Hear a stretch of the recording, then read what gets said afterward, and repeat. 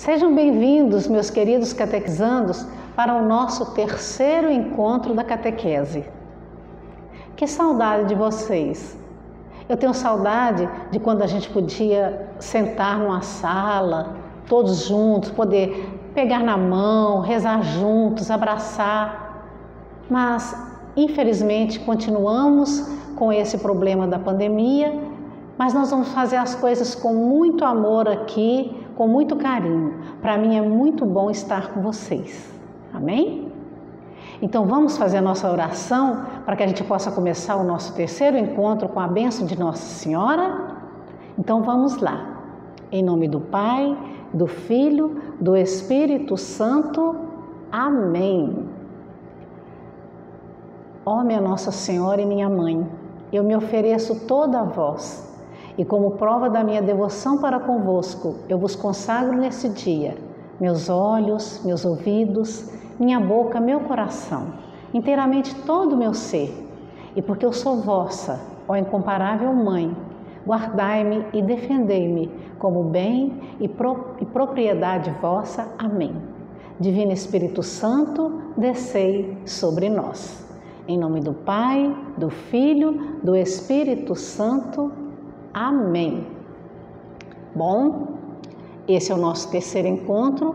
Vamos relembrar o nosso segundo encontro, né? Nós falamos sobre o sofrimento e sobre a felicidade. E nós descobrimos que esses dois sentimentos, eles vão estar conosco sempre, em toda a nossa caminhada. Ele vai estar presente. Mas também a gente sabe que a gente não está sozinho, que Jesus prometeu que vai estar sempre conosco, nas horas tristes, nas horas alegres. Deus, nós temos que compreender sempre isso, que nós vivemos no mundo, mas nós não somos daqui. Nós estamos aqui para aprender a amar. Deus não manda sofrimento para ninguém, para nenhum de nós. Jesus, quando esteve na terra, Ele amou muito os doentes, Ele fazia de tudo para aliviar o sofrimento humano, toda a opressão humana. Ele curou muitos doentes, então como que a gente pode dizer que Ele está mandando doença? Jesus não manda doença, Jesus manda solução, Ele cura e Ele está presente também nos momentos mais difíceis da nossa vida. E Ele nos deu aquele segredo, lembra das bem-aventuranças? Aquelas 8 bem-aventuranças, aquele ali é o código da felicidade. E quem sair daquele ali não pode ser feliz. E é isso que a gente precisa guardar do nosso segundo encontro. Eu espero que vocês tenham feito as atividades, porque a atividade é importante. Ela vai dizer se você está participando ou não está. Bom, hoje nós vamos falar sobre a Bíblia, né? Por quê? Porque a Bíblia é a nossa companheira, a Bíblia é o livro sagrado, é a Bíblia que vai acompanhar-nos nessa caminhada que nós vamos fazer durante esse tempo de catequese. Para você ser cristão, você precisa da catequese, e a catequese ela é feita dentro do livro sagrado, da Bíblia, né? A gente precisa aprender e ter consciência de que a vida nossa, olha, a nossa vida é um dom de Deus e ela é dada todos os dias para nós. Quando você levanta, abre seus olhos, você precisa louvar a Deus, porque naquele exato momento você está recebendo mais um dia, mais um dom da vida. E Deus nos chama para a vida, né? E a gente precisa responder, porque nós sabemos o que é bom e o que é mal. Deus nos chama, mas nos dá um livre-arbítrio de dizer sim ou de dizer não. E a gente, quando a gente dá um sinal para Deus, a gente tem que ser fiel a Ele, a gente tem que ser consciente. Então não adianta você dar o seu sim a Deus agora na catequese e daqui a pouco você abandonar, você esquecer tudo que você aprendeu, que você viveu e continuar vivendo no mundo, nesse mundo de pecado que machuca tanto o coração de Jesus. Então, se você veio para a catequese, é porque você disse sim a Deus, você escutou o chamado de Deus. E isso precisa ficar muito claro para cada um de vocês. Eu vou contar para vocês um fato da vida, do dia a dia. O senhor Paulo, ele morava nas suas terras, cuidando da sua família, mas ele estava passando dificuldades. O senhor Antônio convidou ele para eles irem para uma terra muito longe e lá cuidar de novas terras. São Paulo, com muita coragem, ele abandonou tudo que ele tinha, pegou a sua família e foi para essa terra distante, aonde o senhor Antônio disse que lá sim, lá teria uma terra nova, onde daria para ele cuidar da família dele. Ele não teve medo, ele foi. Chegou lá, o senhor Antônio recebeu ele muito bem, apresentou todos os seus amigos. Em pouco tempo, o senhor Paulo foi fazendo amizade, foi conhecendo mais e mais pessoas e formou uma comunidade. E formou uma comunidade de amor, uma comunidade cristã, onde ele era coordenador. E nessa comunidade as pessoas viviam felizes e juntas, companheiras, né? Porque comunidade é importante. Nós, os seres humanos, nós nascemos para viver em comunidade. Ninguém se realiza como ser humano se você não estiver unido, junto, num conjunto, né? Onde todos têm aquilo que é necessário para viver. Nós temos também um exemplo da Bíblia, de um homem de muita fé, que foi quem? Abraão. Gente, Abraão era um homem de muita fé. Ele confiava no Deus único. Um dia Deus falou com ele: Abraão, pega tudo que você tem, todo o seu rebanho, a sua família, e vai para a terra que eu vou te indicar. A sua descendência será muito grande. Mesmo sabendo que Abraão já era um homem de idade, a sua esposa Sara também, ele acreditou, ele teve fé, ele sofreu muitas provações, mas ele continuou o seu caminho e por isso ele é chamado de pai da fé. Abraão é o pai da fé. Vocês já conhecem alguns casos desses, não conhecem? Alguns casos como o de Paulo e como o de Abraão. Olha, aqui em Nova Mamoré nós temos várias famílias, né? Nós temos várias famílias que vieram de outro estado, que largaram tudo que tinha lá e vieram aqui para Rondônia, né? Que é um estado promissor. Aqui eles cultivaram, fizeram a sua família, tem seu sítio. Eu sei que vocês conhecem muitas histórias dessas, principalmente nas comunidades rurais. Se a gente perguntar, não são todos de Rondônia, a maioria são vindos de outros estados, que vieram tentar a vida aqui e achou aqui o melhor lugar para criar sua família. Gente, a Bíblia, ela traz essa história desse povo, né? Do povo de Deus. A palavra de Deus, ela é eterna. E ela existia no primeiro texto que foi escrito. E ela não foi silenciada até hoje, mesmo com a morte do último apóstolo. Deus fala com a gente hoje, nesse momento. A Bíblia, ela é como uma luz que é acesa dentro de uma sala escura. E ela serve para o quê? Para clarear, para iluminar aquilo que está na nossa volta, que é a nossa vida. Se a gente focar só na luz e não deixar ver o que ela clareia, a gente acaba ficando cego, né? Naquele ponto de luz. Mas se a gente presta atenção em volta no que ela está iluminando, aí você vai ver que ela ilumina a nossa vida. Ela tem que ser chuva, né? Chuva que cai na terra do nosso coração. Ela tem que mexer com a gente, não é mesmo? Deus fala na Bíblia, mas Ele também fala na nossa vida. Deus também fala na nossa vida. Fala nos problemas que têm que ser resolvidos.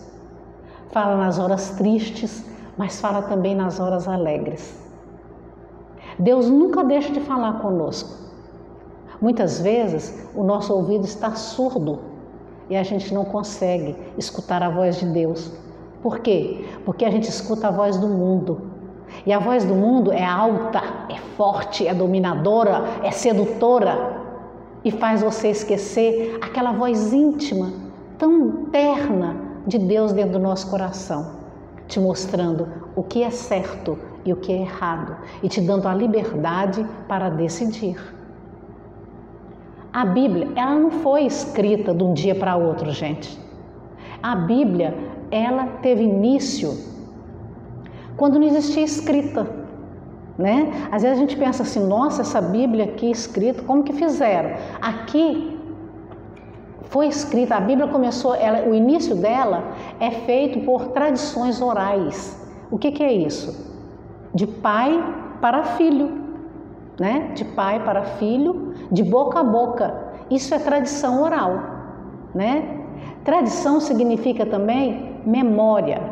E memória pode ser oral e pode ser escrita, né? Hoje, com certeza, nós temos vários padres do Vaticano que também continuam escrevendo a história do povo, né? Continuam escrevendo. O povo de Israel, eles teve uma verdade fundamental na vida deles. Eles diziam, o nosso Deus é o Deus único, esse Deus que Abraão acreditou e seguiu. Portanto, amarás a Deus com todo o teu coração, com todo o teu ser e com toda a tua força. Israel, apesar de pecador, um povo pecador que caía sempre, mas eles tinham aliança com Deus. Eles perseveravam, caíam e levantavam. Os outros povos adoravam outros deuses pagãos. Como nós vamos estudar, eu acho que muitos de vocês já sabem sobre isso, o povo de Deus estava preso, né? Estava como escravo no Egito e clamavam muito a Deus para que libertassem eles. Um dia Deus escutou o clamor dele. Nós temos um Deus que escuta a nossa voz, que escuta o nosso clamor. E eles mandaram, e ele desceu sobre uma sarça ardente e chamou Moisés. Ele chamou Moisés para que Moisés tirasse o povo dele do sofrimento. Moisés, como cada um de nós, foi chamado, né? E ele atendeu a Deus. Mas nessa caminhada longa que nós ainda vamos estudar, ainda sobre ela, esse povo estava acostumado do Egito a adorar vários deuses com forma de animal, com forma de ser humano. Eles tinham a idolatria, que é amar falsos deuses, deuses que não podem fazer nada, né? E eles tinham essa tradição, eles traziam. Então lembram no momento que Deus fez todas as tábuas dos 10 mandamentos? Quando ele desceu, o povo estava fazendo o quê? Adorando um bezerro de ouro. Foi quando Moisés quebrou as tábuas com as leis. Por quê? Porque aquele povo tinha infringido contra Deus. Então, idolatria é isso, é a gente amar outros deuses. E quantas idolatrias nós temos hoje no nosso mundo? Pessoas que amam o dinheiro, que amam a aparência, que amam a mentira, que vive transformando Deus, botando um Deus do jeito que Ele quer, que aceita coisas que não estão na Bíblia. Isso são falsos deuses. São deuses que tiram a gente do Deus verdadeiro. E nós precisamos muito ter cuidado com isso. Mas o povo de Deus, os israelitas, Deus fez uma aliança com eles. E quando Deus faz uma aliança com o povo, Ele não desmancha essa aliança. Ele é fiel, né? Em Josué a gente vai dizer, nós serviremos a Deus, porque Ele é o nosso Deus, então nós vamos servir a Ele. As tradições escritas, né? As orais é o quê? Como que foi escrito a Bíblia? Foi de boca a boca, né? Tradição oral de boca a boca, pai para filho, um fala, outro fala. Aí uma pessoa, depois de muito tempo, começou a escrever, né? Então, a escrita, ela demorou bastante, né? A tradição escrita, ela demorou um pouco, porque muitos textos da Bíblia, eles foram escritos depois dos acontecimentos, né? Então a Bíblia foi escrita com duas mãos, a mão de Deus, né? Com a inspiração, e a mão de homens e mulheres que escreveram, inspirado por Deus, a Bíblia. Então a Bíblia foi feita em quê? Em um mutirão, tá? Ela foi escrita entre o ano de 1250 a.C. e continuou sendo escrita até o ano 100 depois de Cristo. A palavra de Deus, a Bíblia, fala de um povo que está caminhando, né? Ela fala desse caminho desse povo de Deus que está escrito aqui. Mas ela fala hoje para nós, porque a igreja hoje, ela é o povo de Deus. Nós somos o povo de Deus que estamos caminhando. E a mensagem é a palavra de Deus, vai valer sempre. Na Bíblia tem de tudo, gente. Tem celebração de culto, tem histórias, tem poesias, tem sabedoria popular, né? Tem orações. E tudo isso não pode ser lido de uma única forma. Existe cada coisa a gente tem que ler com sentido. Eu não posso ler uma lei igual eu leio uma oração, igual eu posso ler uma poesia. De cada forma eu tenho que ler o seu sentido. Muitas vezes nós queremos ler a Bíblia com os nossos olhos, com os nossos óculos, né? E por isso a linguagem pode ser entendida no pé da letra. O que é entender o pé da letra? É de acordo com o contexto da época em que ela foi escrita. Então, pegar no pé da letra é ficar agarrado na letra, tá? É ficar agarrado nas palavras e não entender a mensagem que traz para nós hoje. Então, por hoje, nós vamos ficar com essa explicação da palavra de Deus. Vocês vão escrever como atividade como que você sentiu sendo chamado para participar da comunidade São Francisco de Assis, ok? Um grande abraço para vocês e até o próximo encontro. Fiquem com Deus.